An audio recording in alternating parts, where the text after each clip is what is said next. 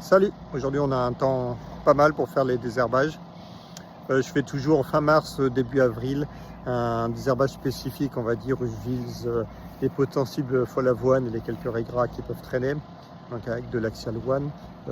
Pour le florazulam aussi, pour les quelques gaillets, on a les gaillets qui se développent avec les années, au fur et à mesure qu'on gagne en matière organique et en flux de fertilité sur l'horizon de surface, on a des gaillets qui arrivent. Et je mets toujours mes grammages d'ambroisie, 15-20 grammes, parce que c'est des parcelles où il y a un très fort antécédent ambroisie, et donc je fais tolérance zéro, parce que c'est une adventice qui peut être un peu problématique et quasiment tout au long de la rotation, parce qu'on peut la trouver aussi bien dans le colza que dans le blé, maïs, févrole, maïs. Là ici c'était du blé de colza semé là-dedans à 25. Vous voyez, la vie du sol a ingéré complètement tous les résidus de culture, comme je vous ai montré autour de plaine l'autre jour. Ici c'était un colza, je pense on devait être un peu plus de 35 quintaux. Là ici il reste plus grand chose. Ce que je voulais vous montrer ici, c'est une parcelle où il y avait eu pas mal de pertes en colza à cause de l'hiver très humide, assez hydromorphe.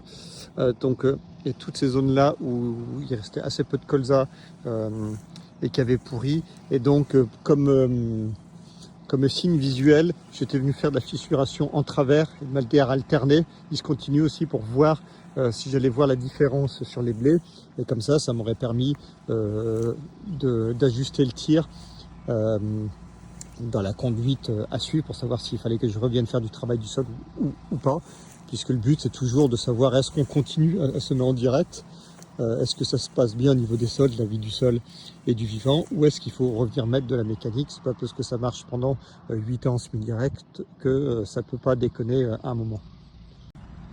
Et donc là, les passages de mémoire doivent être là. J'ai parcouru une certaine distance, mais en fait, je ne retrouve aucun de mes passages, ni même un petit sursaut de meilleur développement de biomasse aérienne du blé, rien du tout.